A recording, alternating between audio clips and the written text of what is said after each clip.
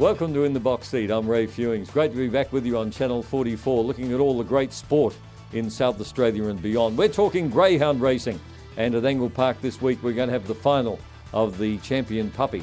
It's a very even race. The two heat times were quite comparable, but I think the box draw might have favoured She's a Diva.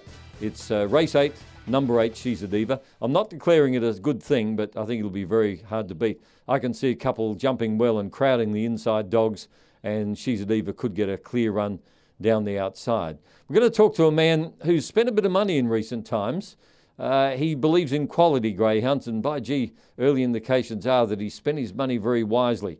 I'm talking about Cameron Butcher, who'll join us very shortly.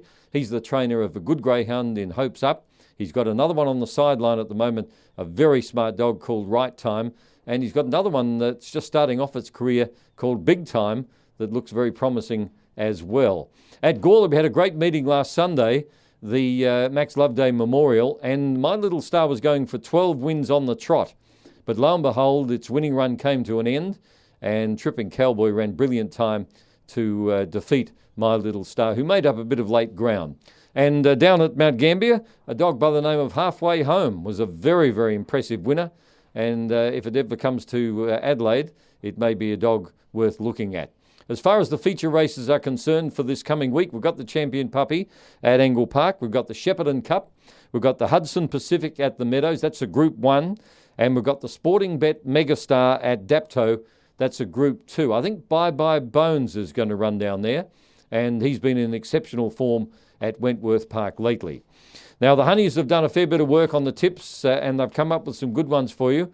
On Wednesday, they've gone for race 9, number 1, Eclectic. It's a cow of a dog, this thing. It walks out of the boxes, but it's got tremendous speed.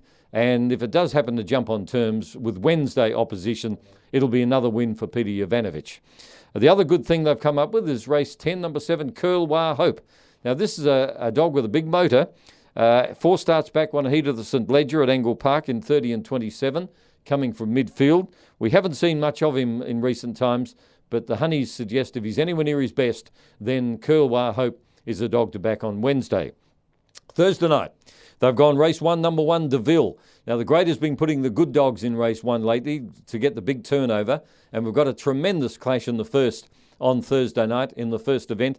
The girls have gone for DeVille to win. He's a dog they paid a fair bit of money for some time ago. He's a brother to Miata, the champion stayer, and he's been most impressive for the Wizard of Oz, Aussie Chigear, since coming to South Australia. He's 2 from 2. They've also gone race 4 for number 5, Brindle Tyson, trained by the man who owns Gawler, Tony Lagana. And this dog has been on the improve lately, and he's ready to win at Angle Park once again. Their first 4 selections, race 1, 1, 3, 6, 2, and in race 4, 5, 1, 6 and 2. The boys in the Box team have come up with their special in the St. Ledger, race 8, number 1, Sometimes Speedy. They're expecting it to get straight to the front and set up a winning lead with a bit of interference on the first turn. The In the Box Seat team thinks Sometimes Speedy is the good thing. As far as my specials are concerned, got quite a few for Wednesday. Starting off race 2, number 6, Fast Kumbiyana. Now, this is a brother to Kumbiyana Star. He was trialling the place down about 6 weeks ago. Hasn't been seen for a while, but the way he was going, he'll make very short work of this field, I can tell you. Race 4, number 1, Swizzle King. He's boxed to win. He's hit his form, and he does look a mile better than the opposition in race 4. And in race 5, number 7, True Pal. True Pal broke his tail in the catching pen here at his last start. He's had about 5 or 6 weeks off to heal the broken tail, and he's in a 388. I think he'll just go whoosh and beat the opposition. On Thursday night, we've gone race 1, number 3, Proven Puzzle. I think he'll beat DeVille. I think he'll beat him because he'll lead him early and get across. In race 8, number 8, She's a Diva. Not saying it's a special, but the other good thing is race 11, number 3, Kahale Monaro. Won a maiden here last Wednesday, has trialled superbly before that and can improve out of sight. We'll talk to Cam Butcher next.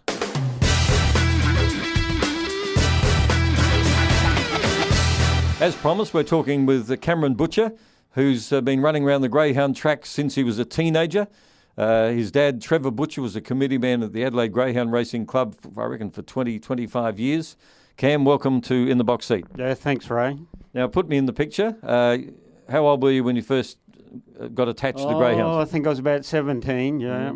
It was up at Waterloo Corner, and it was in the days of the old pilot dog, and I sort of got attached to one of the pups there and bought it and got in trouble when I got home. Oh, you took the dog home? Oh, yeah, I did. Yeah, because Dad was a pigeon flyer, wasn't he? He was a pigeon flyer, and when I took the dog home, I got in trouble. But in the end, he ended up with more dogs than me. Exactly right. And he had some good ones too. I remember Tatachilla was a good dog. Yeah, Did he have one called Tamaroff? Yeah, Tamaroff was the mother of Rewardoff, and a few of the real good dogs, and Pivotoff come from her as well. That was a good dog, Pivotoff. Yeah, he was a good dog, yeah. And Tatachilla was a wide runner, was a pretty good dog? Yeah, he was quite good. Yeah, he was named after Tatachilla up at Wollonga there. The Plonk. That's right. Now, you were out of the game for a long time. You realised there was no money in dogs, so you were a dairy farmer for a while, but the bug came back again.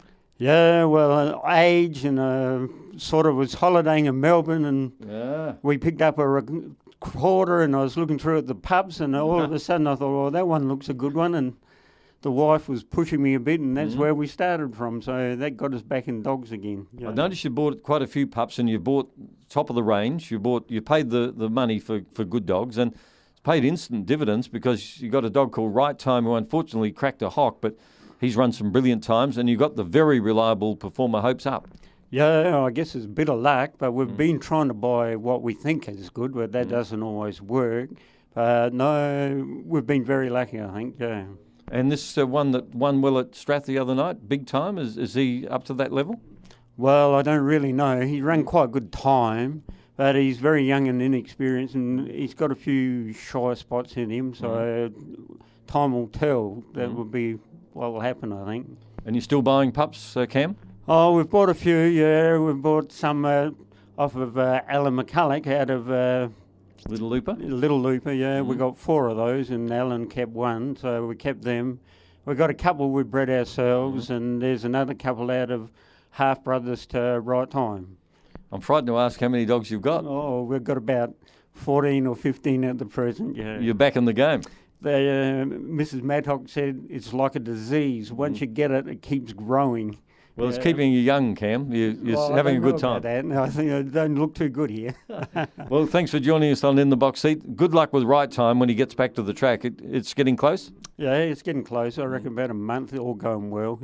So fingers crossed and hope for the best. Well, he's a special dog. And, of course, Hope's Up's already proven herself. And this other one, Big Time, just might get you into the big time. Thanks, Cam. Yeah, well, I hope it's big time, but it's a big name. I hope it lives up to it. Thank you. Cam Butcher joining us on In the Box Seat. Now, there's some great racing coming up in the next week, so make sure you keep an eye on the form. If not, go to grsa.com.au and size up the fields and keep those specials in mind. If you back those, I'm sure you'll be a long way in front. I'll catch you next week on Channel 44.